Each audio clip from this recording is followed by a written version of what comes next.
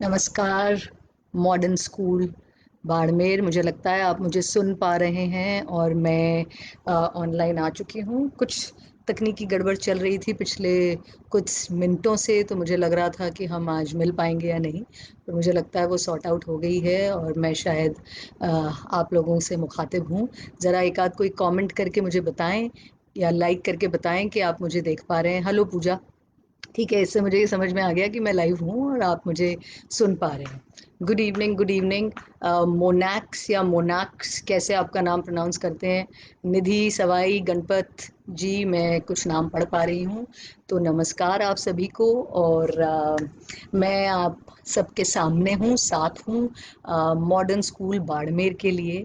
और अपने बारे में थोड़ी सी जानकारी आपको दे दूँ, मैं हूँ डॉक्टर स्वाति लोढ़ा और एजुकेशनिस्ट हूँ, एंटरप्रेन्योर हूँ और ऑथर हूँ। किताबें लिखती रही हूँ। कुछ किताबें पेरेंटिंग पर लिखी हैं और उसी वजह से पेरेंटिंग पर बात करना मुझे पसंद है। लीडरशिप कोच हूँ। काफ़ी सारे बिजनेस स्कूल्स की डीन रही हूँ, तो लीडरशिप जो है वो मेरा प्रोफेशन है और पेरेंटिंग मेरा पैशन है। मॉडर्न स्कूल बाड़मेर से बात करने की सबसे ख़ास वजह ये है कि मेरा बाड़मेर से पुराना परिचय है। मैं आज स्कूल के बच्चों से बात कर रही हूँ और मैं खुद बाड़मेर की स्कूल्स में पढ़कर बड़ी हुई हूँ। मेरी सारी स्कूलिंग बाड़मेर में हुई है। हालांकि मुझे पता है कि आज का बाड़मेर बदल गया है। मॉडर्न स्कूल उन स्कूल से बहुत अलग होगा जिन स्कूल्स में मैं पढ़ती रही हूँ। लेकिन उम्मीद करती हूँ कि बहुत सारी चीज़ें आप लोगों के साथ आज शेयर कर पाऊँगी। कुछ सवाल मुझे पचौरी जी ने पहले ही भेजे हैं। कुछ उस तरह के सवाल जिनके जवाब पेरेंट्स चाहते हैं। तो ऐसे ही कुछ सवालों से अपनी बात शुरू करती हूँ। तो एक सवाल जो उन्होंने मुझे भेजा, वो ये कहता है कि every child is different and how can we pose same kind of parenting for every child। बिल्कुल सही बात है, हम ऐसा कर ही नहीं सकते कि सारे बच्चे जो यूनिक हैं, अलग-अलग हैं। आपके खुद के भी जिनके भी 2 बच्चे भी होंगे तो वो दोनों इतने अलग-अलग होंगे कि हम कभी भी ऐसा नहीं सोच सकते कि भाई इन दोनों को एक ही तरीके से ट्रीट कर सकें। तो ज़रूरी ये है समझना कि कौन-सी चीज़ें हैं जो हर बच्चे में हमें अलग-अलग तरीके से हैंडल करनी चाहिए और कौन-सी चीज़ें हैं जिनको हम अ, तकरीबन सिमिलर तरीके से हैंडल कर सकते हैं। तो सोच के देखिए ज़रा, जब कोई फ़िल्म बनती है तो जॉनर्स जो हैं वो तो कुछ ही होते हैं, जैसे थ्रिलर्स हैं या लव स्टोरीज़ हैं या पेट्रियोटिक फ़िल्म्स हैं या रिलीजियस फ़िल्म्स हैं। लेकिन उन्हीं फ़िल्मों का जो ट्रीटमेंट है अलग-अलग होता है। मान लीजिए जैसे महाभारत है, अभी इन दिनों आप उसको देख भी रहे हैं, तो आपने देखा होगा टीवी पर। तो महाभारत जैसे है तो एक महाभारत जो वेद व्यास जी ने लिखी, फिर उसको टीवी पर उन्होंने बनाया तो उसमें कुछ परिवर्तन किए। लेकिन बहुत सारी ऐसी किताबें भी लिखी गई जो उसी महाभारत के कैरेक्टर्स पर बेस्ड हैं। जैसे कर्ण पर लिखी कोई किताब किसी ने, तो वो कर्ण के पर्सपेक्टिव से लिखी। द्रौपदी पर कोई किताब लिखी तो उनके पर्सपेक्टिव से लिखी। तो वही महाभारत, पर अलग-अलग कैरेक्टर्स के हिसाब से ट्रीटमेंट चेंज हो जाता है।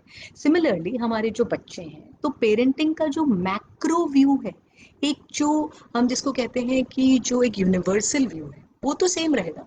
लेकिन जो माइक्रो व्यू है, जो एक जैसे कोई पेंटिंग है, बड़ी पेंटिंग होती है तो कैनवस तो वैसे ही होते हैं, लेकिन रंग भरना, कोई मॉडर्न आर्ट बनाता है, कोई एब्स्ट्रैक्ट आर्ट बनाता है, कोई स्केचिंग करता है, कोई लैंडस्केप्स बनाता है। तो हम उन्हीं रंगों का इस्तेमाल भी करें तो भी हम उनको अलग अलग तरीके से इस्तेमाल करते हैं। तो वही बात हमारे बच्चों पर लागू होती है।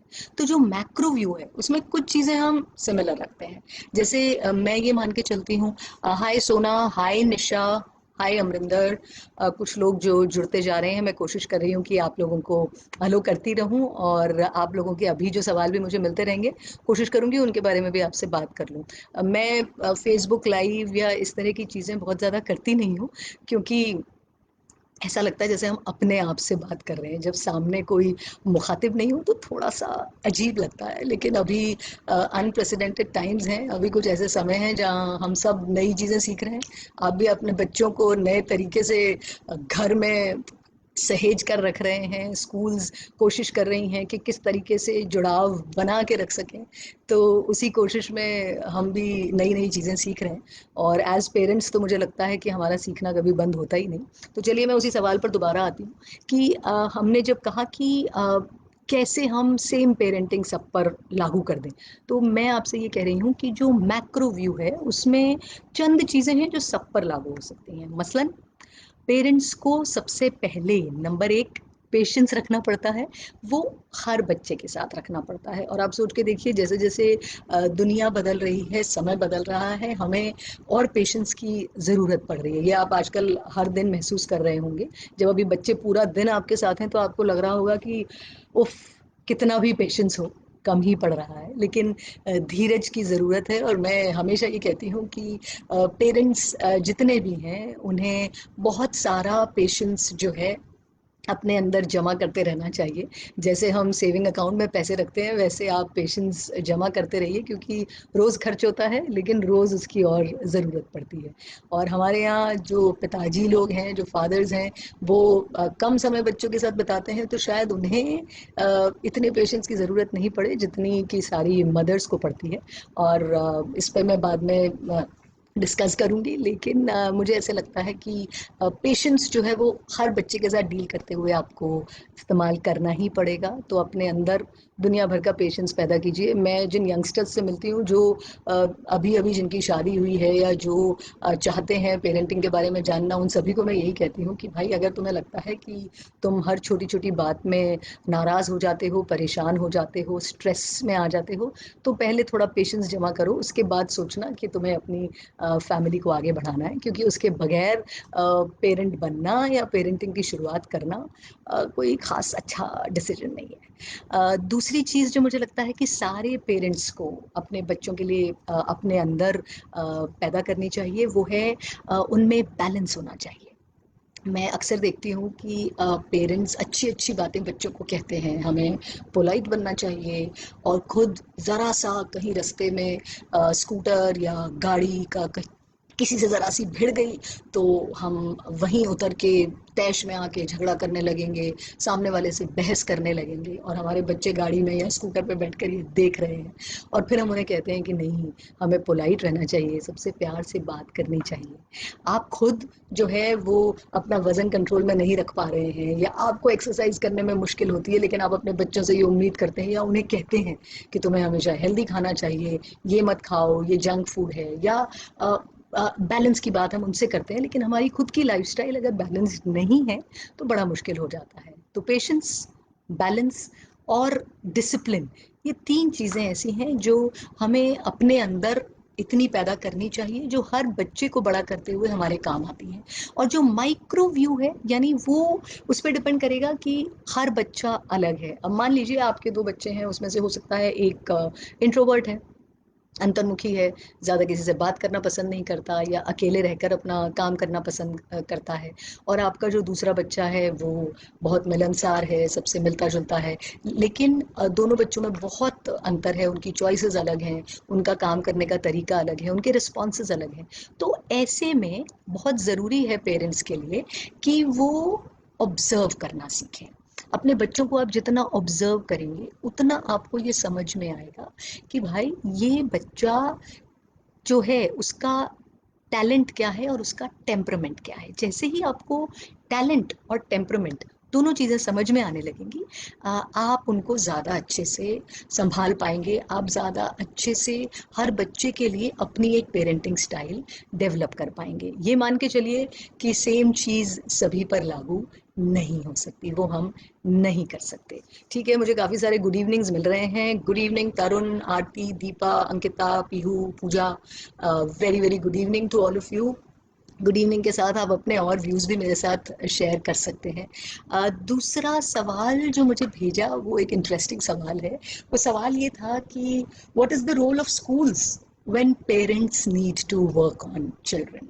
मतलब मैं समझ सकती हूँ कि ये सवाल क्यों उठाया गया है, क्योंकि बहुत सारे पेरेंट्स ऐसा महसूस करते हैं कि भाई, अगर स्कूल में हमने बच्चे को भेजा है, हम वहाँ पर उसके लिए इतना पैसा खर्च कर रहे हैं, हम सारी सुविधाएं उसके लिए जुटा रहे हैं, और वो टीचर्स जो वहाँ पर मौजूद है उनको समझाने के लिए, सिखाने के लिए, पढ़ाने के लिए, सब करने के लिए, तो फिर हम पेरेंट्स को इतनी मेहनत क्यों करनी पड़ती है? तो इसका तो बहुत सीधा सा जवाब जो है वो मैं आपके सामने मौजूद हूँ।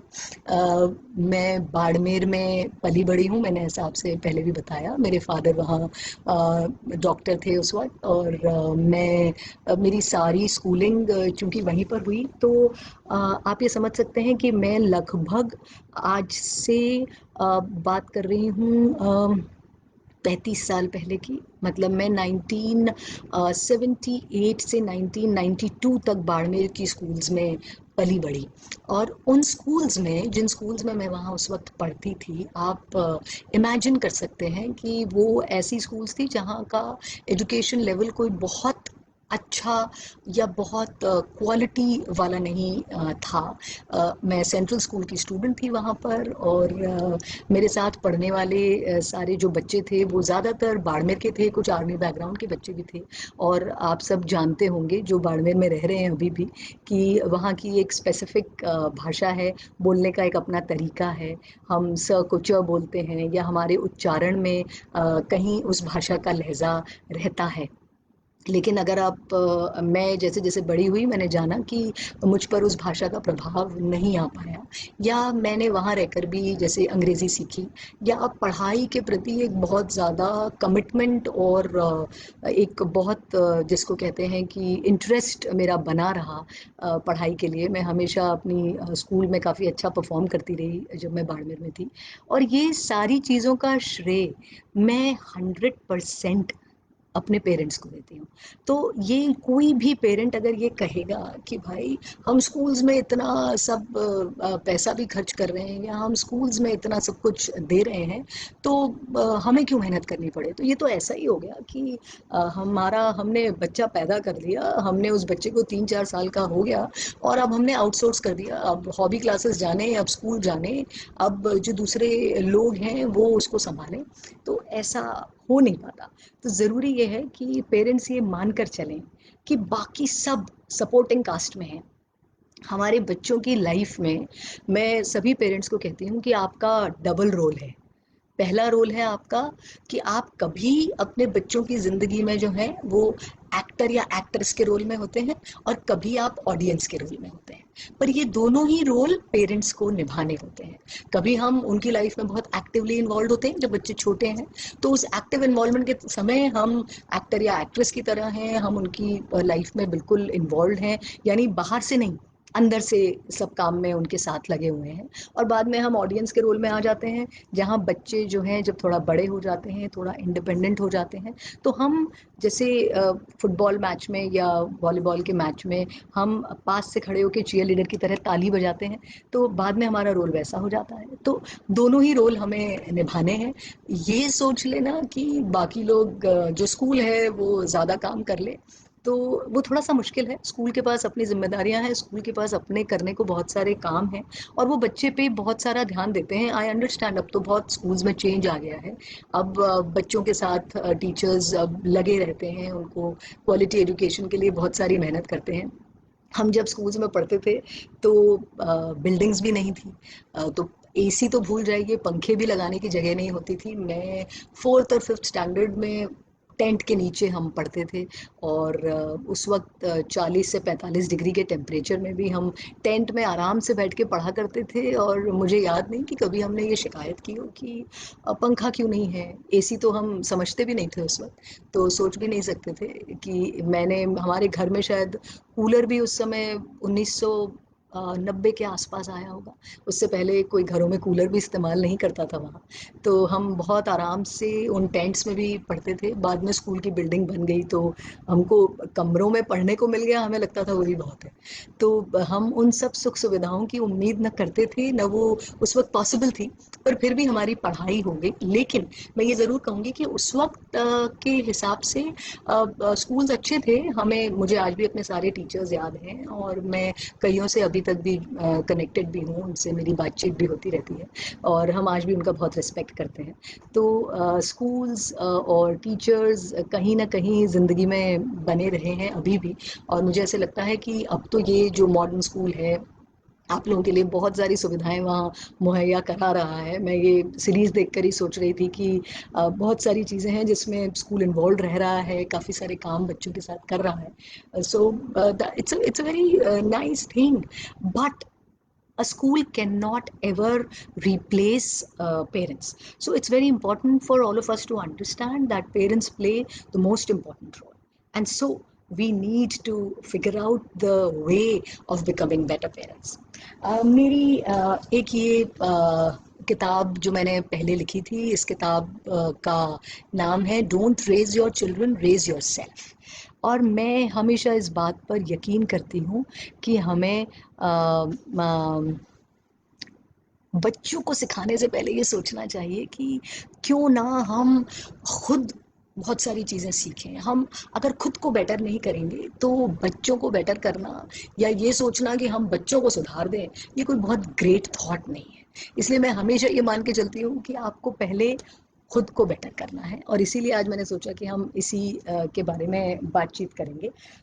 कुछ और सवाल भी उन्होंने मुझे भेजे हैं, तो मैं कोशिश करती हूँ कि उन सवालों तक पहुँचूँ और फिर आपसे आगे बात करती रहूँ। हाय अंजना, हाय श्री राम, हाय कुलदीप, कुछ और लोग जो जुड़ते जा रहे हैं, मैं उनको हेलो करके आगे बढ़ती हूँ। और आप लोग मुझे सुन पा रहे हैं ऐसा मुझे समझ में आ रहा है, ग्रेट। तो हम कंटिन्यू कर सकते हैं। ऑल राइट, तो मुझे एक और जो सवाल भेजा वो ये था कि अ, हम्म, बड़ा इंटरेस्टिंग सवाल है। My son is 8 years old and addicted to mobile, तो अब हम क्या करें? तो भाई सबसे पहले तो मुझे ये बताइए, 8 साल के बच्चे के हाथ में आपने मोबाइल सबसे पहली बार थमाया क्यों?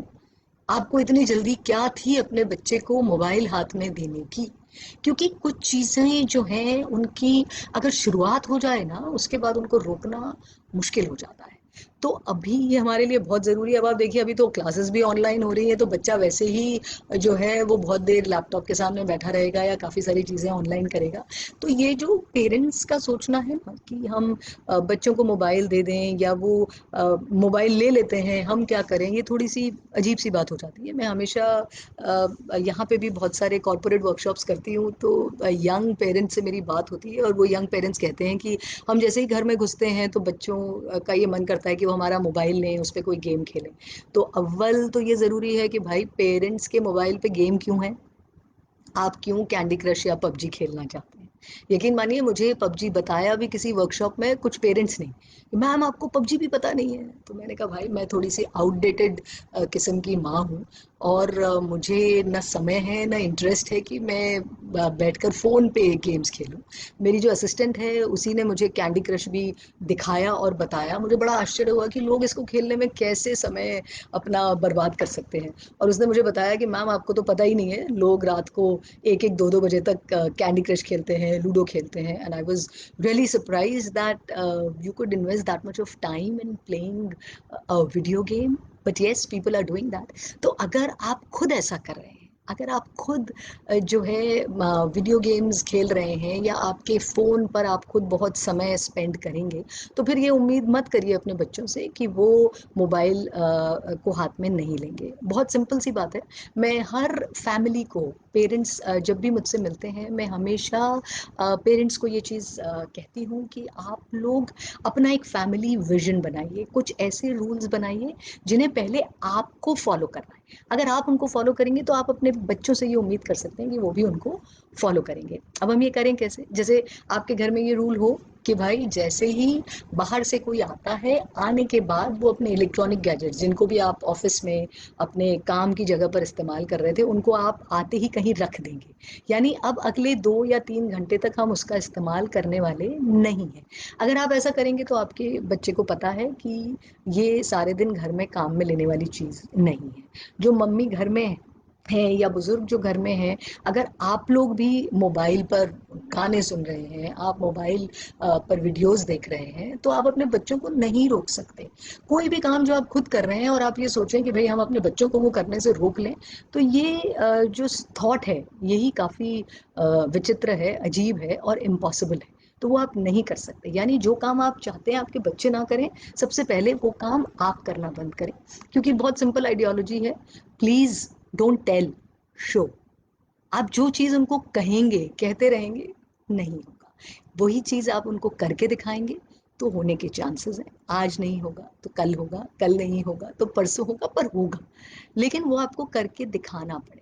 मेरे पास अक्सर बहुत सारे पेरेंट्स जिनसे मैं वन टू वन अपने स्ट्रैटेजी सेशंस भी करती हूँ, तो वो भी मुझे अक्सर ये कहते हैं कि हमारे बच्चे रीडिंग नहीं करते। और मैं जब उनसे पूछती हूँ अच्छा आप कितनी रीडिंग करते हैं या आप क्या रीड करते हैं, तो वो कहते हैं अरे हमें कहाँ टाइम मिलता है, हम इतने बिजी रहते हैं। तो भाई जब आपको रीडिंग का समय नहीं मिलता या आप उनके साथ रीडिंग का समय नहीं निकाल पाते, तो फिर ये मत कहिए कि आपके बच्चे रीडिंग नहीं करते। क्योंकि अगर आप उनके साथ कुछ रीडिंग करेंगे, अगर आप खुद घर में कुछ पढ़ते रहेंगे, तो हम ये सोच सकते हैं कि हमारे बच्चे उस चीज़ को सीख जाएंगे। मैं आपको सही बताऊं कि मैं जब बहुत छोटी थी, तो मेरे फादर जो हैं, एक सवाल है मैं पढ़ लूँ उसे, what is the formula when after so many PTM parents don't pay importance. मैं समझ नहीं पाई हूँ आपका सवाल, ये समझ रही हूँ कि हाँ ये कुछ इससे रिलेटेड है कि भाई पीटीएम के बावजूद पेरेंट्स पीटीएम को इम्पोर्टेंस क्यों नहीं देते, शायद आप ये कहना चाह रहे हैं। ओके, चलिए रूपाली, आपने जो पूछा मैं उस पर आती हूँ वापस। तो मैं आपको ये बता रही थी कि मैं जो आपसे बात कर रही थी कि भाई हम एडिक्शन की जो बात कर रहे थे, या हमें वो करना चाहिए जो हम अपने बच्चों से करवाना चाहते हैं। तो मैं जब छोटी थी तभी से मेरे फादर हमेशा रीडर्स डाइजेस्ट, एक अंग्रेजी की मैगजीन हुआ करती थी उस वक्त, जो काफ़ी पॉपुलर मैगजीन थी।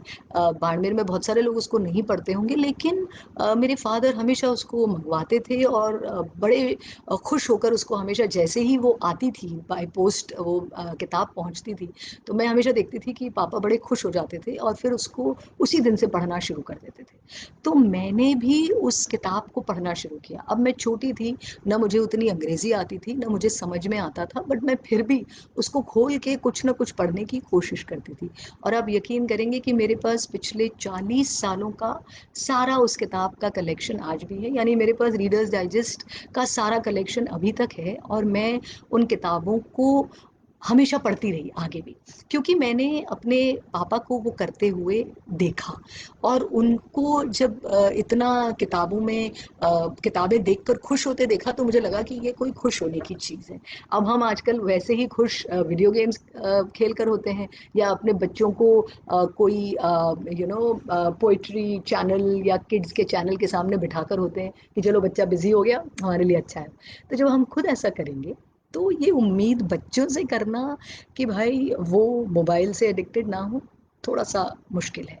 अपना एडिक्शन कम करिए, बच्चों का एडिक्शन भी कम हो जाएगा, लेकिन शुरुआत सही करिए। आप एक बार उनको 8 साल की उम्र में अगर मोबाइल दे देंगे, तो फिर आप आगे कुछ नहीं कर सकते। मैं देखती हूँ 3-4 साल के बच्चे आजकल जल्दी से मोबाइल लेकर के किसी को कॉल भी लगा लेते हैं, अपने मनपसंद जो हैं वो चैनल्स भी देखने लगते हैं। और बहुत सारे पेरेंट्स अक्सर ये कहते हैं कि हम उनको किड अप्रोप्रिएट चैनल्स दिखाते हैं।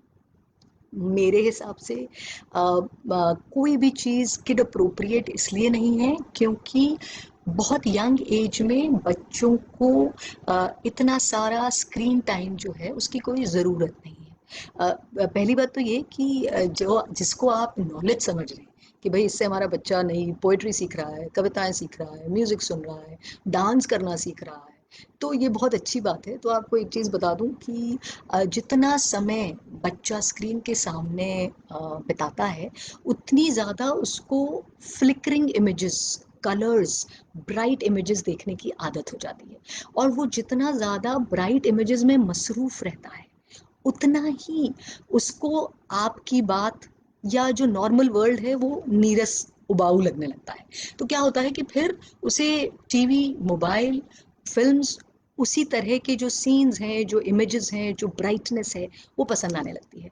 और उसे हम ही लोग जो हैं, जो नॉर्मल इंसान हैं, नॉर्मल जो दुनिया है, वो अच्छी नहीं लगती। और इसी वजह से आपने सुना होगा कि एडीएचडी जो है, जो अटेंशन डेफिसिट सिंड्रोम है, वो बच्चों में बढ़ता जा रहा है, इवन बड़ों में बढ़ता जा रहा है, क्योंकि हम बहुत सारा समय स्क्रीन के सामने बिता रहे हैं और हम दूसरों से बात कम करते हैं और हम ज़्यादा समय इन चीज़ों के साथ बिताते हैं और हमें लगता है कि ये अच्छा है। ये अच्छा नहीं है, ये हमारी मजबूरी है, लेकिन आप इसे अपने एंटरटेनमेंट और नॉलेज का साधन नहीं बना सकते। तो कोशिश करिए कि आप खुद जितना mobile, electronic gadgets, videos, games से खुद दूर रहेंगे, जितना पबजी और कैंडी क्रश आपके मोबाइल्स और आपके गैजेट्स से दूर रहेगा, आपके आईपैड से दूर रहेगा, उतना ही वो बच्चों के लिए अच्छा रहेगा। निशा जी लिख रही हैं, yes ma'am, our school is really one of a kind in our town. That's so nice to hear Nisha. काश जब मैं वहाँ थी तब ऐसा कोई स्कूल वहाँ होता, तो हम भी शायद जितनी मेहनत हमें खुद करनी पड़ी उतनी मेहनत हमें शायद नहीं करनी पड़ती। आज कोई भी मुझसे बात करता है तो वो ये बात मानने को राज़ी नहीं होते कि मैं किसी इंग्लिश मीडियम स्कूल में नहीं पढ़ी हूँ। मैं अंग्रेज़ी में किताबें लिखती हूँ तो कोई ये मानता नहीं है कि मैंने अंग्रेज़ी बोलना खुद सीखा। बट सच्चाई यही है कि मैंने बहुत सारे बच्चों को अंग्रेज़ी बोलना सिखाया भी, और उनका कॉन्फिडेंस बिल्डिंग और उनके लिए मैं मोटिवेशन स्पीकर हमेशा से रही हूँ। और ये सब इसीलिए कर पा रही हूँ क्योंकि हमारा बचपन उन जगहों पर बीता जहाँ पर काफ़ी सारी चीज़ों की कमी थी। मैं उसको अभाव नहीं कहती क्योंकि मुझे तो कभी महसूस नहीं हुआ कि ये अभाव है। हम उन सब चीज़ों को बहुत आसानी से अपनी लाइफ का एक पार्ट समझ के जीते गए, और मुझे कभी ऐसा लगा नहीं कि हम मतलब कुछ काम है जो नहीं कर पा रहे, या हम किसी ऐसी जगह पर रह रहे हैं जहाँ पर सुविधाओं की कमी है। ऐसा उस वक़्त कभी महसूस नहीं हुआ। और हम आज जहाँ भी पहुँचे हैं मुझे लगता है कि उसमें वो जो लाइफ़स्टाइल थी, वो जो एक बिल्कुल सादा जीवन था, एक सिंप्लिसिटी थी, उसका बहुत बड़ा आज भी एक रोल हमारी ज़िंदगी में है। आज भी उसकी वजह से हम कभी भी अ, अपने स्टेट, अपने शहर को या अपनी जड़ों को कभी भूले नहीं हैं। तो ये बच्चों को सिखाना बहुत ज़रूरी है, और ये हम इसीलिए सीख पाए क्योंकि हम ऐसी छोटी जगह में पले बढ़े और वहाँ पर सबने हमारा बड़ा ख़्याल रखा। आप सब तो बस स्कूल की तारीफ़ करने में लगे हुए हैं, तो अगर आप सिर्फ़ स्कूल की तारीफ़ करेंगे तो बहुत अच्छी बात है। तो मुझे तो उन्हीं सवालों के जवाब देने हैं जो आपने मुझे पहले भेजे हैं। अभी कोई सवाल नहीं आ रहा है, सिर्फ़ सब तारीफ़ कर रहे हैं। Mukesh ji good evening. तो आपको बहुत-बहुत बधाई कि ये जितने लोग यहाँ जुड़े हुए हैं वो सब स्कूल से बड़े खुश हैं, स्कूल की तारीफ़ कर रहे हैं, और उन सबको ऐसा लगता है कि आप बाड़मेर में बहुत अच्छी सुविधाएँ दे रहे हैं। तो मेरी तरफ से भी बहुत-बहुत धन्यवाद आपको कि आप बाड़मेर में ऐसा सब कर रहे हैं जो उस वक़्त नहीं था जब हम वहाँ थे। पर मुझे इस बात की खुशी है कि अब ये सारी चीज़ें बच्चों को मिल पा रही है। आप वहाँ उनको वो सब चीज़ें मुहैया करा रहे हैं जो बड़े शहरों में होता है। लेकिन मैं फिर भी ये ज़रूर चाहूँगी कि जो भी पेरेंट्स मुझे अभी सुन रहे हैं, वो ये कोशिश ज़रूर करें कि हम देखिए अभी जो मौका है, अभी जो माहौल है, वो हमें हमारे अर्बनाइज़ेशन की वजह से जितनी तकलीफ़ें हम झेल रहे हैं, उनसे हमें रूबरू करा रहा है। हमें रोज़ ये सवाल खुद से पूछना पड़ रहा है कि जो लाइफ़स्टाइल हमने पिछले 25-30 सालों में अख्तियार कर लिया, क्या वो सही है? हम जिस तेज़ी से नेचर को ख़राब करते जा रहे हैं, जिस तेज़ी से हम सारे फ्यूल्स, फॉसिल फ्यूल्स का यूज़ करते जा रहे हैं, जिस तेज़ी से हम जो है एक रैट रेस में दौड़ते जा रहे हैं, क्या ये लाइफ़स्टाइल सही है? तो मुझे लगता है कि छोटी जगहों पर रहकर हम ये सवाल खुद से पूछ सकते हैं और अपनी ज़िंदगी में कुछ बेहतर परिवर्तन हैं वो ला सकते हैं। तो अभी स्कूल्स, टीचर्स, पेरेंट्स मिल कर के बच्चों को ये समझा सकते हैं कि हमारी जनरेशन ने, मेरी जनरेशन ने जो गलतियाँ की हैं, हम उन गलतियों को सुधार पाएँ। कुछ आगे बढ़ते हैं, चलिए एक आध सवाल और जो है उसके बारे में बात करते हैं। अ, उम ओके। कुछ बेसिक से सवाल मुझसे इसमें पूछे गए हैं कि how to inculcate good habits in children and how to make them responsible. तो मैंने जैसा कि आपसे पहले कहा कि अगर आपको उन्हें रिस्पॉन्सिबल बनाना है, अगर आप चाहते हैं कि आपके बच्चे डिसिप्लिन में रहें, रिस्पॉन्सिबल बने, तो भाई charity begins at home. All these values they begin at home. तो हमें शुरुआत सो घर से ही करनी है। जो हम उन्हें सिखाना चाहते हैं वो सारी चीज़ें खुद अमल में लाएं। खुद जैसे जैसे उनको अमल में लाएंगे तो चीज़ें हमारे लिए बच्चों के लिए आसान होती जाएंगी। हमें वो सारे काम खुद करने पड़ेंगे। जैसे आपको एक छोटी सी बात बताऊं कि मैं एक वर्कशॉप में औरंगाबाद में एक वर्कशॉप ले रही थी। तो वर्कशॉप ख़त्म होने के बाद में मेरे पास जो ऑर्गेनाइजर्स थे उनकी टीम के कुछ लोग आए और कुछ हम लोग साथ में बैठ के नाश्ता कर रहे थे। तो वहाँ पर जो हमारी टेबल थी उस पे कुछ नाश्ता सर्व किया हुआ था, कुछ ग्लासेस रखी हुई थी। तो जो हमारे लिए कोई जूस लेकर आया एक व्यक्ति, और उसने वो जूस लाकर रखा, और वो जूस जो है वो राउंड जो वाइन ग्लासेस होती हैं उन ग्लासेस में वो जूस लेकर आया और उसने वो जूस ला करके रखा। अब उनकी टीम में कोई जो भी ऑर्गेनाइजर जो मेरे साथ में थी पूरे प्रोग्राम के दौरान, उनकी बिटिया करीब 2.5-3 साल की बच्ची होगी, छोटी सी, वो भी वहीं पर घूम रही थी। तो जैसे ही मैंने जूस की ग्लास हाथ में उठाई, वो बच्ची एकदम से दौड़ के आई, उसने दूसरी ग्लास उठाई और उसने मेरे पास आके कहा चीयर्स। जैसे ही उसने आकर के ग्लास उठा के मुझे चीयर्स कहा, हम सब एकदम से दंग रह गए और हम उसकी तरफ देखने लगे। अब बहुत छोटी सी बात है, बहुत सिंपल सी ऑब्जर्वेशन की बात है कि उस बच्ची ने, इतनी छोटी सी बच्ची ने किसी को चीयर्स करते देखा होगा।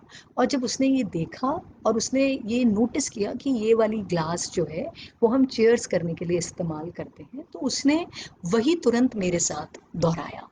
मैं आप सभी को यही कहना चाहती हूँ कि जब भी आप कोई चीज़ चाहते हैं कि आपका बच्चा फॉलो करे, तो कोशिश करें कि आप पहले वो काम करें। बच्चे जो बहुत छोटी उम्र के बच्चे हैं, 2-3 साल का बच्चा आपको कॉपी करेगा, तो आपको बहुत ध्यान रखने की ज़रूरत है कि भाई मैं ऐसा अभी कुछ ना करूं जो वो यूं ज्यों का त्यों कॉपी कर ले, क्योंकि अभी उसको समझ नहीं है। वो वैसे के वैसे आपको कॉपी करेगा। जब थोड़ा बड़ा हो जाएगा तो वो सीधा सीधा कॉपी नहीं करेगा, वो अपना दिमाग भी उसमें यूज़ करेगा और उसके बाद उन चीज़ों को करने लगेगा। लेकिन वो बहुत सारी चीज़ें वही करेगा जो वो आपको करते हुए देख रहा है। तो कोशिश करिए कि हम अपने व्यवहार को, हम अपने तरीकों को संयमित रखें ताकि हमें ये दिक्कत ना हो। जब मेरी बिटिया बड़ी हो रही थी तो मैंने बहुत सारे सालों तक मैंने और शैलेश ने, हमने हमेशा ये कोशिश की कि हम वो कोई फ़िल्म नहीं देखेंगे जो हम उसके साथ ना देख सकें। तो लगभग 15 साल हमारे ऐसे ही बीते कि हमने वो कोई फ़िल्म नहीं देखी जो हम उसके साथ ना देख सकें। हम सिर्फ़ वही फ़िल्म देखते थे जो हम उसके साथ आराम से देख सकें, और जो फ़िल्म मुझे पता है कि मैं नहीं चाहती कि मेरी बच्ची देखे, वो फ़िल्म हम पहले से ही डिसाइड कर लेते थे कि नहीं, ये फ़िल्म हमारे लिए नहीं है, ये हमें नहीं देखनी है। तो एक तरीके से एक ऐसा रूल बन गया और हमने उसको हमेशा कंसिस्टेंटली फॉलो किया। तो पेरेंट्स के लिए ज़रूरी है कि हम एक कंसिस्टेंसी के साथ अगर एक रूल बनाएं और उसको फॉलो करें, तो बच्चों को कभी भी उस रूल को फॉलो करने में, उस बात को मानने में मुश्किल नहीं आएगी। एक बड़ा इंटरेस्टिंग सवाल जो मुकेश जी ने मुझे उस दिन कहा भी था कि इस बारे में बात ज़रूर करें, तो मैं उस बारे में भी आपसे बात करती हूँ। ओके, यहाँ कोई मेरा पुराना स्टूडेंट जो स्वैश में मेरे स्टूडेंट रहे, वो कह रहे हैं कि I was your student. All right Vasu, that's so nice to hear from you. It is so nice to have you here and my remembrance to you. And Nisha ji कह रही हैं कि otherwise children are taking phones no problem, as soon as they take phones for studying all the problems pop up. Okay, fair enough, ठीक है। पर मैं ये सोचती हूँ कि पढ़ाई के लिए फ़ोन की ज़रूरत तो बच्चों को डेफिनेटली नहीं है। आप उन्हें फ़ोन ना दें। हो सकता है अभी आपको उन्हें टैबलेट या कोई लैपटॉप देना पड़ रहा हो, क्योंकि अब ऑनलाइन क्लासेस हैं तो आपको देना पड़ता है, लेकिन कोशिश करें कि हम उसको भी सीमित करें और उन्हें ये बताएं कि ये अभी हमारे लिए मजबूरी हो गई है, अभी हमें ऐसा करना पड़ेगा। और मैं आपसे ये ऐसा बिल्कुल नहीं कह रही हूँ कि डिजिटल वर्ल्ड में कोई खामी है। मैं सिर्फ उसके एडिक्शन या एक्सेसिव यूज़ से आपको आगाह करने के लिए ऐसा कह रही हूँ कि थोड़ा सा हम अगर खुद कंट्रोल में रहेंगे तो हम अपने बच्चों को भी रेगुलेट कर सकते हैं। रेजिमेंट ना करें, लेकिन रेगुलेट करना उनको ज़रूरी है। तो ये जो इंटरेस्टिंग सवाल था वो ये था कि some of the parenting experts से that marks don't count in life. What is your opinion about the same? Marks ज़िंदगी में काउंट नहीं करते। मैं इस बात को खुद भी काफ़ी अच्छे से मैं इससे एग्री करती हूँ। मैं मानती हूँ कि मार्क्स का कोई बहुत बड़ा रोल नहीं है। रादर मैं इसको इस तरीके से कहूँ कि पेरेंट्स या हम सभी जो एडल्ट्स हैं, हम सभी की जो प्रॉब्लम है वो ये है कि हम नंबर्स से या जिस भी चीज़ को नाप सकते हैं उससे बड़ी जल्दी इम्प्रेस हो जाते हैं। हमें नंबर, क्योंकि हम उनको काउंट कर सकते हैं, नाप सकते हैं, तो हमें नंबर से पता लगता है कि अच्छा फलां के इतने परसेंटेज आए या फलां ने इतने मार्क्स अचीव किए। तो हमें एक अंदाज हो जाता है। जैसे सैलरी पैकेज है तो हमको उसमें भी नंबर्स होते हैं तो हमको समझ में आते हैं। तो हमको जो एक कहना चाहिए कि जो चीज़ों को मेजर कर सकते हैं उनके प्रति हमारा अनुराग, हमारा लगाव थोड़ा ज़्यादा है, जिसे कम करने की ज़रूरत है। मुझे हमेशा ऐसे लगता है कि हम मेजरेबल आउटकम्स पर गौर करते हैं। जिन चीज़ों को हम नाप सकते हैं, तोल सकते हैं, हम उन्हीं पर ज़्यादा ध्यान देते हैं और इसीलिए हमें लगता है कि भाई बच्चों को हमेशा अच्छे नंबर लाने ही चाहिए। और ये एक बहुत तकलीफ़देह स्थिति हो जाती है। मैं स्वैश में जब बच्चों से बात करती थी और अभी भी बहुत सारे बच्चों से मेरी बातचीत होती रहती है, तो बच्चे हमेशा यही कहते हैं कि जब भी कोई रिज़ल्ट आता है तो वो 1% बच्चे जो हैं वो बाकी 99% बच्चों की ज़िंदगी ख़राब कर देते हैं। वो 1% बच्चे जो अच्छे नंबर लाए हैं, जिनकी तस्वीरें छप रही हैं, जिनके मार्क्स के होर्डिंग्स लग रहे हैं, जिनके चर्चे सब तरफ हो रहे हैं, लेकिन उन 99% बच्चों की ज़िंदगी जो है वो ख़राब हो जाती है बहुत सारे दिनों तक रिज़ल्ट आने के बाद, जिनके पेरेंट्स उनको उन टॉपर बच्चों के साथ कंपेयर कर करके उनका जीना मुश्किल कर देते हैं। तो दोस्तों, मेरा ये सोचना है कि क्लास में टॉप करना, ज़िंदगी में टॉप करना, दो बहुत अलग चीज़ें हैं। और मैं अगर अपने पर्सनल एक्सपीरियंस से बात करूं तो मैंने अक्सर एकेडमिक टॉपर्स को ज़िंदगी में कहीं ना कहीं मतलब दूसरी कई जगह पर उनको परेशानी में देखा है। तो एकेडमिक टॉपर्स जो हैं वो लाइफ में टॉप करें, वो एकेडमिकली जो एक्सेल करते हैं वो ज़िंदगी में एक्सेल करें, ये ज़रूरी नहीं है। बहुत सारी रिसर्च स्टडीज़ ऐसा कहती भी हैं कि जो एकेडमिकली एकदम टॉप 1% में आते हैं वो लाइफ में कुछ समय तक तो बहुत अच्छा करते हैं, लेकिन उसके बाद वो बहुत सारी जगहों पर गड़बड़ कर जाते हैं क्योंकि उनका सारा ध्यान हमेशा सिर्फ और सिर्फ नंबर जुटाने में लगा रहता है। तो मेरा पेरेंट्स को ये कहना है कि एक एक नंबर के लिए अपने बच्चों की जो ज़िंदगी है उसको स्ट्रेस में मत डालिए, उसको उनको टेंशन में मत डालिए कि तुमको इतने नंबर लाने ही हैं। और सबसे बड़ी जो प्रॉब्लम है वो ये है कि दूसरे बच्चों से कंपैरिजन करना बंद कर दीजिए। ये प्रॉब्लम आई थिंक सारे पेरेंट्स में होती है कि वो कोशिश ये करते हैं हर समय कि उसका बच्चा जो है वो मेरे बच्चे से ज़्यादा अच्छे नंबर लाता है, वो खेलने में बेटर है, वो दूसरी एक्टिविटीज़ में बेटर है, अरे उसके तो यूट्यूब पे फॉलोअर्स भी ज़्यादा हैं और भी बहुत सारी चीज़ें, वो बिहेवियर में अच्छा है, उसकी सब तारीफ़ करते हैं, वो बहुत डिसिप्लिन्ड है, वो हमसे जब बात करता है तो बहुत अच्छे से बात करता है। हमको अपने बच्चों में बहुत सारी गलतियाँ, खामियाँ दिखती हैं। आपको अपने बच्चे में जो खामियां दिखें उन्हें सुधारने के लिए उन्हें टोकें, लेकिन प्लीज़ उन्हें दूसरे बच्चों से कंपेयर ना करें। बड़ी मुश्किल हो जाएगी अगर आपके बच्चे आपको दूसरे पेरेंट्स से कंपेयर करने लग जाएंगे, तो वो कंपैरिजन बहुत भारी होगा। और वैसे भी कंपेयर करने से किसी का भला आज तक नहीं हुआ। कंपेयर करना है खुद से कीजिए। आपके बच्चे के आज जितने नंबर आए हैं उसको समझाएं कि भाई अगली बार हम इससे बेटर ला सकते हैं, लेकिन उसमें भी कोई तरह का दबाव बनाने की बिल्कुल ज़रूरत नहीं है।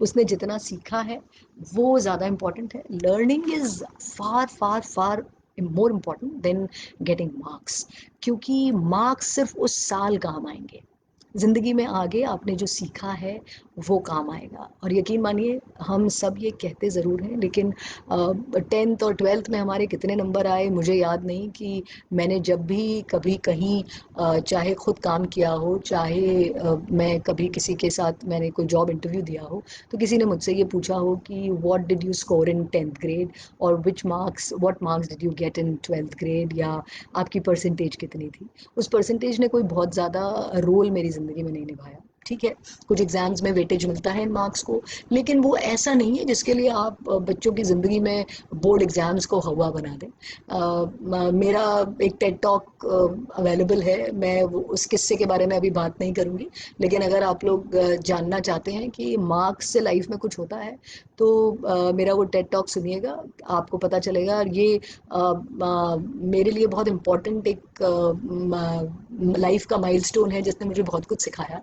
जब मैं 10th का जो मेरा बोर्ड एग्ज़ाम था, जो मैंने बाड़मेर में सेंट्रल स्कूल जालेपा कैंट से दिया था, उससे पहले 9th तक मैं हमेशा अपनी क्लास में टॉप करती रही, हमेशा बहुत ऑफ कोर्स अच्छे नंबर लाती रही, और मुझे पूरी उम्मीद थी कि 10th में भी मैं अपनी स्कूल में हाईएस्ट मार्क्स तो मेरे आएंगे ही और मैं बहुत अच्छा करूँगी ही। लेकिन जब रिज़ल्ट आया तो मैं हिंदी के सब्जेक्ट में फ़ेल हो गई थी। उसके बाद भी आज आपके सामने बैठकर आपको बता रही हूँ कि भाई बच्चों को कैसे डील करना चाहिए। 26 साल की उम्र में मैं एक कॉलेज की डीन रही और तकरीबन 15 साल मैंने वहाँ काम किया।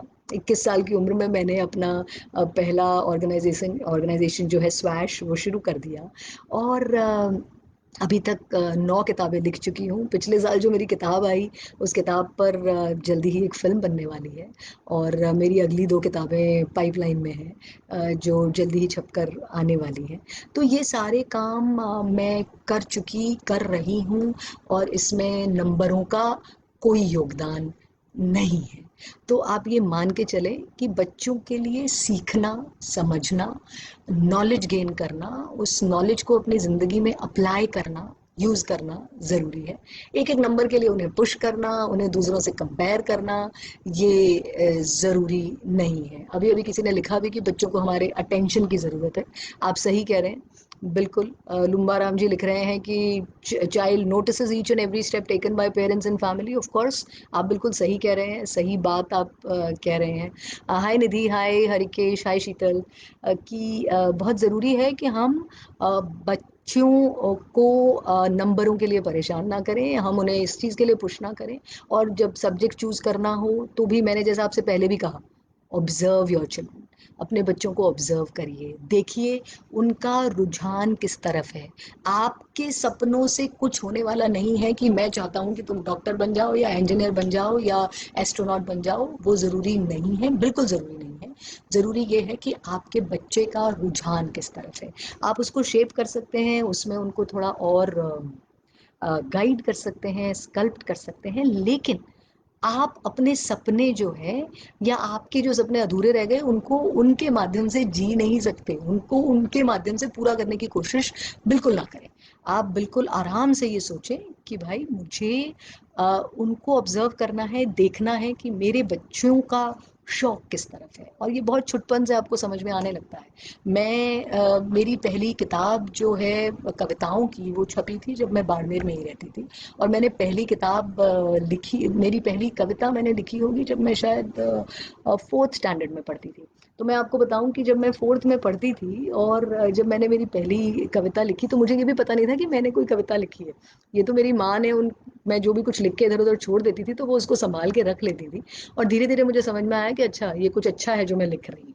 और ऐसे करते करते मैंने लिखना शुरू किया, और उस वक्त किसी ने ये सोचा नहीं होगा कि मैं ऑथर बन जाऊंगी, या मैं किताबें लिखूंगी, या मैं बहुत सारी मतलब अच्छी भाषा, मैं हिंदी अंग्रेजी दोनों में लिखती हूँ हमेशा से, तो मैं इन दोनों भाषाओं में लिख पाऊंगी, ये उस वक्त ऐसे पता नहीं था। लेकिन आप सोचिए, मैंने लिखना उसी वक्त शुरू किया, और मेरे पेरेंट्स ने खास उस पर ध्यान दिया कि ये लिखती है। और आप सोचिए, कौन एक 16-17 साल की बच्ची की किताब छपवाने के बारे में सोचता है। लेकिन वहाँ पर बाड़मेर में हमारे कुछ ऐसे साथी भी थे, मेरे फादर के जो दोस्त थे वहाँ कॉलेज में जो लोग थे, उन लोगों ने मदद की, और हमने एक वहीं पर रहते हुए मेरी किताबों का एक छोटा सा संकलन जो है वो बाहर आया।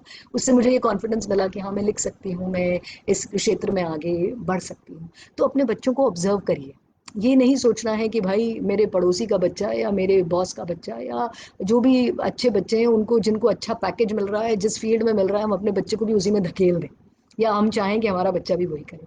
ये करने की आपको कतई ज़रूरत नहीं है। अपने बच्चे को ऑब्जर्व करिए और वही काम उसे करने दीजिए जो वो करना चाहता है। आपकी बिटिया अगर साइंटिस्ट बनना चाहती है तो उसको बनने दीजिए, ज़रूरी नहीं है कि वो खाना बनाना सीखे। वो खाना बनाना सीख जाएगी जब उसको ज़रूरत पड़ेगी। और अगर आपके बेटे को खाना बनाने का शौक है, प्लीज़ उसको सारा किचन में काम करने दीजिए, कोई दिक्कत नहीं है। वो अगर शेफ़ बन गया तो बहुत अच्छी बात है, और नहीं तो कम से कम अपने परिवार को तो अच्छी चीज़ें बना के खिलाएगा ही, तो वो बहुत अच्छा रहेगा। ऐसा आपको करना ही चाहिए। अ, हाँ, दीपा लिख रही हैं कि पहले जो है वो बच्चे फैसिलिटीज़ और ऑब्सेशंस के पीछे नहीं रहते थे, अब मे बी वो ये कहना चाह रही हैं कि they are more fond of facilities now. तो दीपा, आपसे यही कहूँगी कि बच्चों को अब फैसिलिटीज़ के लिए एक लगाव इसलिए है क्योंकि हमने वो सब फैसिलिटीज़ बच्चों को दी हैं। आज अगर हमारे बच्चे ट्रेन में नहीं और फ्लाइट में सफ़र कर रहे हैं तो हमने उनको ये फैसिलिटीज़ दे दी हैं। तो ये प्राइस ऑफ प्रिविलेज है जो हम पे कर रहे हैं। उस वक्त थी ही नहीं सुविधाएं, किसी के पास नहीं थी, तो सभी इस तरीके से बड़े हो जाते थे, सब कुछ आसान था। अब हमारे लिए मुश्किलें इसलिए ज़्यादा हो गई हैं क्योंकि हमने बच्चों को इतने ऑप्शंस दिए हैं। हर छोटी से छोटी चीज़ के लिए हम बच्चों को इतने सारे ऑप्शंस देते हैं। उनके पास इतनी सारी चीज़ों में से चूज़ करने का एक तरीका, उनके पास ऑप्शन है, तो वो क्यों नहीं उसका इस्तेमाल करेंगे। तो हम ये नहीं कह सकते कि भाई ये बच्चों की गलती है। बच्चे अक्सर मुझे यही कहते हैं कि ये तो इसलिए है क्योंकि हमें ये सब मिल रहा है। तन्वी लिख रही हैं कि 4 से 5 साल के बच्चों में रीडिंग स्किल्स कैसे डेवलप करें। तन्वी, बहुत सिंपल है। बच्चों के लिए वैसी किताबें खरीदिए जिनमें खूब सारी पिक्चर्स हों। बच्चों के लिए वो किताबें खरीदिए जिनमें वो कुछ एक्सपीरियंस कर सकें। जैसे अभी मैं एक किताब देख रही थी जिसमें साथ में हैंड ग्लव्स थे, उसके साथ में एक छोटा सा शॉवल था। तो बच्चों को गार्डनिंग के लिए एक छोटी सी किताब दी गई थी कि कैसे बच्चे को हम गार्डनिंग के लिए उसको यूज़ कर सकते हैं। तो उस तरीके से हम बच्चों को सिखा भी सकते हैं और उनको किताब भी दिखा सकते हैं। ऐसी किताबें आती हैं जिनमें स्क्रैचिंग, स्निफिंग पॉसिबल होती है। तो आप बच्चा उसको स्क्रैच करता है, उसमें से कोई खुशबू निकलती है, तो बच्चा उसको पलटेगा, उसको उसमें कुछ खुशबू मिलेगी, उसको उसमें कुछ करने को एक्टिविटी मिलेगी। पिक्चर डिक्शनरीज आती हैं, आप वो पिक्चर डिक्शनरीज बच्चों को दिखा सकते हैं, जिससे क्या होगा कि वो उसको पलटेंगे, उसमें जो पिक्चर्स हैं उनसे बात करना सीखेंगे। और मैं हर पेरेंट को ये कहती हूँ कि आप जो है ये कोशिश करें कि जब भी आप किताबों के बारे में बात कर रहे हैं, बच्चों को किताबें दिखा रहे हैं, तो अपनी कुछ स्टोरीज उन किताबों के आसपास डेवलप करें।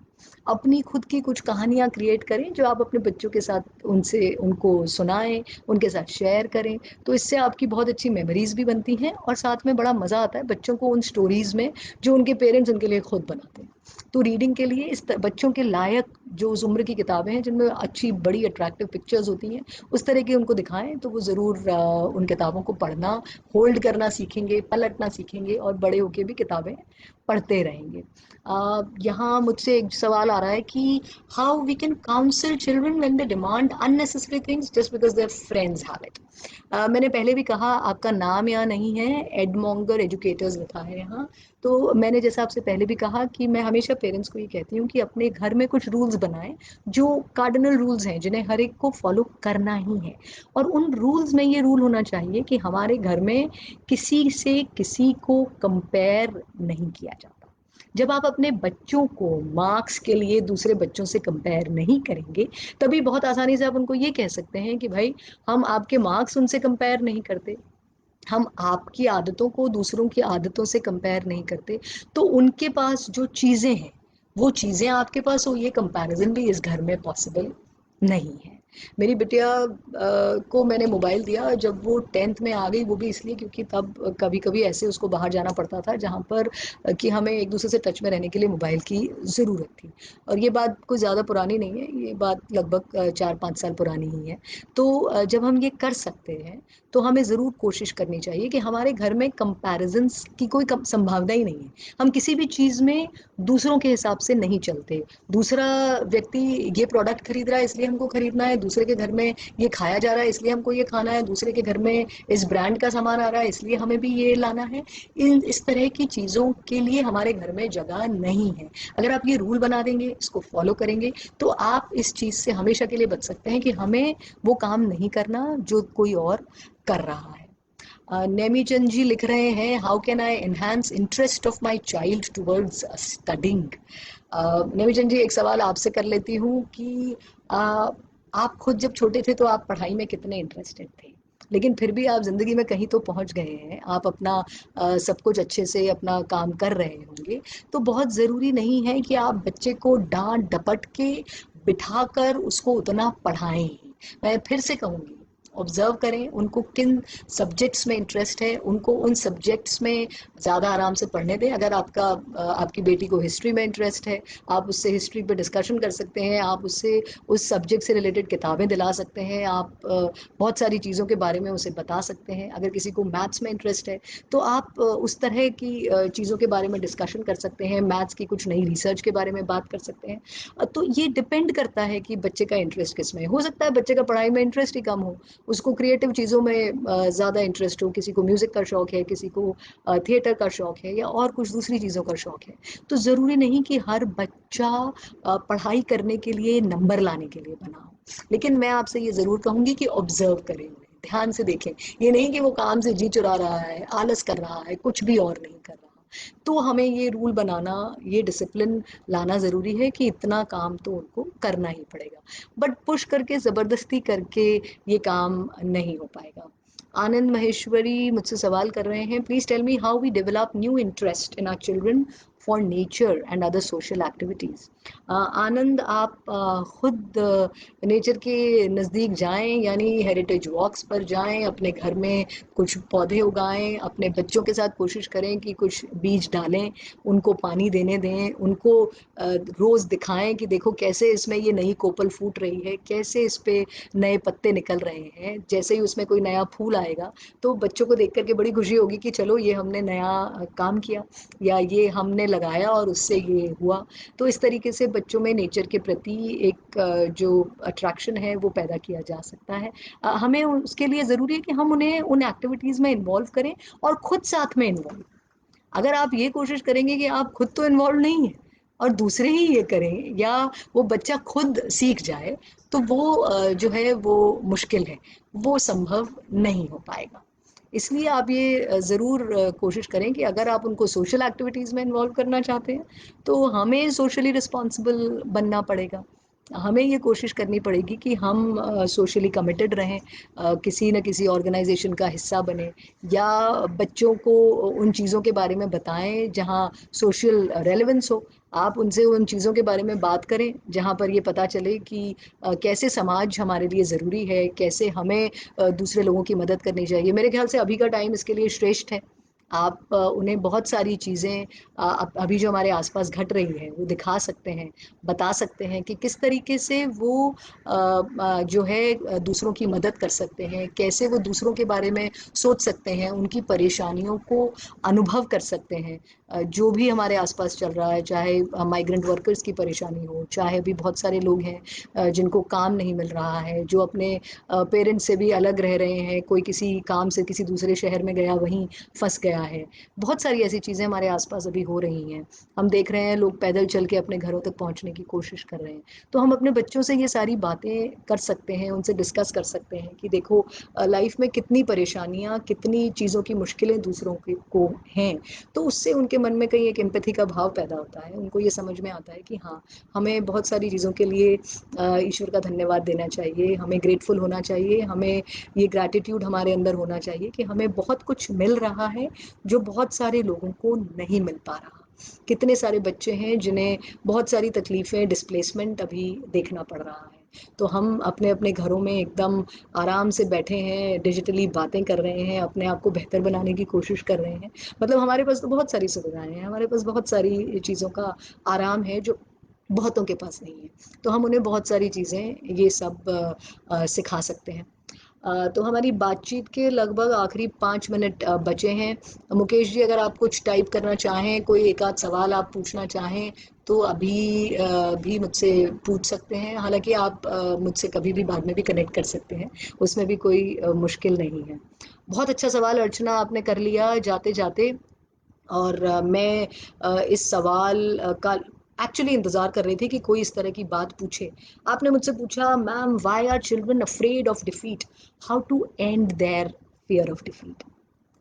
बहुत इम्पोर्टेंट सवाल है, ज़िंदगी में बहुत ज़रूरी सवाल है कि हमारे बच्चों को डर से कैसे बचाएँ। मैं कभी ये नहीं कहती हूँ कि बच्चों को फियरलेस बनाइए, क्योंकि ये कह देने से कुछ होने वाला नहीं है। लेकिन मैं हमेशा ये कहती हूँ कि फेलियर को अपनी ज़िंदगी में आने दीजिए। जितनी जल्दी आपका बच्चा किसी न किसी चीज़ में फेल होगा, उतनी जल्दी उसे और आपको फेलियर को एक्सेप्ट करने की आदत पड़ जाएगी। मैंने अभी भी आपसे कहा कि मैं 10th के बोर्ड एग्ज़ाम में फ़ेल हो गई थी, और यकीन मानिए उस एक फ़ेलियर ने मुझे हमेशा के लिए फेलियर के लिए तैयार कर दिया कि कभी भी ज़िंदगी में कुछ भी हो सकता है, और अगर आप फेल भी हो जाएँ तो कोई ख़ास बात नहीं है। वो समय भी निकल जाता है, हम उस फेलियर को फेस भी कर लेते हैं और हम उससे और मज़बूती से बाहर निकलते हैं। तो बच्चों को जब भी डिफीट से डर लगता है, वो इसलिए लगता है क्योंकि पेरेंट्स डराते हैं। हर जो हिंदुस्तानी माँ बाप स्पेशली, हम अपने बच्चों को हर मुश्किल से दूर रखना चाहते हैं, और इसलिए हम उन्हें डराते रहते हैं। देखो ऐसे नहीं करना, ऐसे करोगे तो ये गलत हो जाएगा, देखो ये करोगे तो ये गड़बड़ हो जाएगी, और अगर कुछ गड़बड़ हो जाती है तो हम ये कहना नहीं भूलते, हाँ मैंने तो पहले ही कहा था, और करो, अब आया समझ में, अब तुम्हारी वजह से हम भी परेशानी में। इस तरह की बातें हर पेरेंट करता है, लेकिन इस चीज़ को समझने की कोशिश कीजिए कि ये उनका लर्निंग कर्व है। अगर वो गलती नहीं करेंगे तो सीखेंगे नहीं। उन्हें फेल होने दीजिए, एक आध बार कहीं ठोकर खाने दीजिए, गिरने दीजिए, उठाइए ज़रूर, लेकिन उनको गिरने से पहले ही रोकिए मत। गिरने दीजिए उनको आराम से, फिर आप उनको उठाने के लिए तो हमेशा तैयार ही हैं, आप पीछे खड़े हैं, तो उनको संभाल ही लेंगे। तो डिफीट का डर कम करने का एकमात्र तरीका है कि डर की आंखों में आंखें डाली जाए, यानी डर को महसूस किया जाए, और उन्हें उसे फेस करने दिया जाए। तो जहां आपको लगता है कि बच्चा डर रहा है, उसे वो काम करने दीजिए, नहीं ये करो तुम आराम से, कोई दिक्कत नहीं।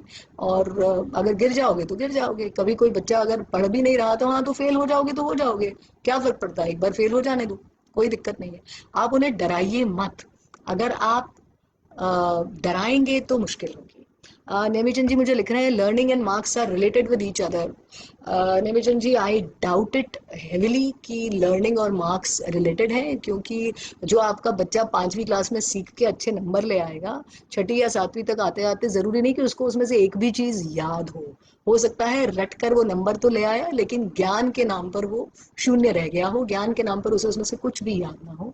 तो रट करके किसी भी तरह कोई भी जुगत लगा के नंबर ले आना एक बात है, और हमेशा numbers translate into learning, I I really doubt that, ऐसा होना ज़रूरी नहीं है। और नंबर से सिर्फ हमें ये तसल्ली हो जाती है कि हाँ हमारा बच्चा ठीक ठाक नंबर ला रहा है, मतलब हमारी सोशल रेपुटेशन बनी रहेगी, और हमें ये सेटिस्फैक्शन रहेगा कि हम ठीक ठाक पेरेंट्स हैं, क्योंकि हमारा बच्चा पढ़ाई में होशियार है। पर आप उसे ज़िंदगी में होशियार बनाएंगे, ज़िंदगी के लिए अगर आप उसे सिखाएंगे तो ज़्यादा ठीक रहेगा। और मुझे पूरी उम्मीद है इस चीज़ की कि हमें अपने बच्चों को हर पहलू में बेहतर बनाने की कोशिश करनी चाहिए। मैं अक्सर ऐसा कहती हूँ कि we should train our children to be excellent in lot of fields, as a person, as a partner, as a professional and as a parent। हर बच्चे को सिखाइए कि वो बड़ा होकर एक अच्छा इंसान बने, अच्छा प्रोफेशनल बने, अच्छा पार्टनर बने और अच्छा पेरेंट भी बने। सिर्फ प्रोफेशनली अच्छे नंबर लाकर अच्छी नौकरी कर लेने मात्र से आपकी ज़िंदगी बेहतर हो जाए, ऐसा नहीं होने वाला। हर लड़के और हर लड़की के लिए ज़रूरी है कि वो ये सारे गुण सीखे। उसे एक अच्छा पर्सन बनना, प्रोफेशनल बनना, पार्टनर बनना और पेरेंट बनना है, और इन चारों चीज़ों के लिए अभी से उसे तैयार करना हमारी जिम्मेदारी है। तो सिर्फ नंबरों से हमारा काम नहीं चलेगा। निशा जी कह रही हैं कि मेरी बेटी 5 साल की है और अभी से उसे ढारने से डर लगता है। वो जितने भी कंपटीशन होते हैं उसमें पार्ट तो लेती है, लेकिन अप्रूवल डेट से पहले ही शायद, हाँ, पर अगर पीछे रह जाती है तो घर आकर रोने लग जाती है। रोने दीजिए, कोई दिक्कत नहीं है। अगर वो रो रही है तो उसे रोने दीजिए, क्योंकि उसे हमें ज़िंदगी में कहीं ना कहीं किसी न किसी रेस में तो हम किसी न किसी से पीछे हमेशा रहेंगे ही, और पीछे रह जाना हारने की निशानी नहीं है, ये अगली जीत की तैयारी है। और हार जीत हमारी ज़िंदगी का एक ऐसा इंटीग्रल हिस्सा है जिससे हम बच नहीं सकते। तो कोई फर्क नहीं पड़ता अगर आप पीछे रह जाएं। अगर वो रो रही है उसे रोने दीजिए, उसे ये मत कहिए कि कोई बात नहीं अगली बार हम जीत जाएंगे, क्योंकि अगर आप ये कहेंगे तो उसे लगेगा कि जीतना ही ज़रूरी है, आज हार गई हूँ मतलब कुछ गड़बड़ है। कोई दिक्कत नहीं है। आपने पार्ट लिया, ये बड़ी बात है, पार्टिसिपेट किया, और आप जहाँ भी हैं वहाँ आप अच्छे हैं। रोने से उसे रोकिए भी मत, उसे रो लेने दीजिए और उसे समझाइए कि this is a part of life, this is perfectly fine, ऐसा कभी भी हो सकता है। ट्राइंगल में टॉप पर जगह हमेशा थोड़ी ही होती है, बाकी सभी लोग तो साइड में ही होते हैं, और बॉटम पे सबसे ज़्यादा लोग हमेशा रहेंगे, क्योंकि ज़िंदगी के ट्राइंगल में टॉप पे कम ही लोग होते हैं। वो जगह खाली करते हैं तो दूसरे कुछ लोग वहाँ पहुँच जाते हैं, लेकिन ज़्यादा लोग at the bottom of pyramid रहते हैं। That's okay, that's a part of life. तो हारना, फेल होना, ये जो है वो बहुत ज़रूरी है। अभी मैंने कुछ दिन पहले ही इसी चीज़ पर एक कविता लिखी थी और उसको यूट्यूब पे शेयर भी किया था कि आखिर क्यों डरते हैं हम। तो वो कविता सुनेंगे तो आपको समझ में आएगा कि हमें कोशिश करनी चाहिए कि बच्चों को, अगर वो डरते हैं तो डरने दें, उन्हें उस डर का सामना करना सिखाएं। ये ना कहें कभी भी उन्हें कि अरे तुम क्यों डरते हो, कोई डरने की ज़रूरत नहीं है। नहीं, डर लगता है, सभी को लगता है, लगने दीजिए। और फेल जितनी जल्दी हो जाए उतना अच्छा है। लाइफ में जितनी जल्दी आपको फेलियर मिलता है, अपने आप को उतना भाग्यशाली समझिए। मैं खुद को भाग्यशाली समझती हूँ कि मैंने बहुत जल्दी ज़िंदगी में कई सारी चीज़ों में फेलियर देखा, और उसकी वजह से जो ज़िंदगी के प्रति एक देखने का नज़रिया, जो माइंडसेट है, जो फिलॉसफी है, वो कहीं बेहतर हो गई। और हम आगे आने वाले जो भी दिक्कतें हैं, दिक्कत भी क्या, जो भी एक्सपीरियंसेस हैं, हम उसके लिए तैयार हो जाते हैं। तो ये बहुत ज़रूरी है। मनन जी कह रहे हैं कि we have to stop giving them options. We should give limited options. Manan, हमें कोशिश करनी चाहिए कि हम हर चीज़ में बच्चों को ढेर सारे ऑप्शंस ना दें, उससे हम भी कंफ्यूज होते हैं, वो भी कंफ्यूज होते हैं, फिर वो बहुत इंटाइटल्ड और डिमांडिंग होते हैं। तो कोशिश करें कि हम उतने ही ऑप्शंस दें जितने देना ज़रूरी है, और हम खुद भी ऑप्शंस को लेकर के ऑब्सेस ना करें। वो जितना हम कर पाएंगे उतना अच्छा है। So I think we had a great session. Thank you very much for connecting. Thank you for having me on this page of Modern School Barmer. I wish all the very best to all the students, teachers, parents who are a part of the school community. Keep excelling in life. Don't pressurize anyone. अभी online classes के लिए भी pressurise ना करें, क्योंकि सभी के लिए ये मुश्किल है, डिफ़िकल्ट है। तो थोड़ी सी लर्निंग हम धीरे धीरे भी करेंगे तो चलेगा। और कुछ सवाल और आ रहे हैं। हिमांश जैसे पूछ रहे हैं कि फ़ोन पे हम चीज़ें सर्च ना करें, तो ये हमारी आदत में शुमार हो गया है। कोशिश करें कि हम उन्हें अलग-अलग तरह की किताबें ला कर दे सकें, और अगर ऑनलाइन भी ढूँढ रहे हैं तो ऐसे पेजेस पर तो कम से कम ना ही ढूँढें जहाँ पर हमें रिलायबल इन्फॉर्मेशन भी ना मिले।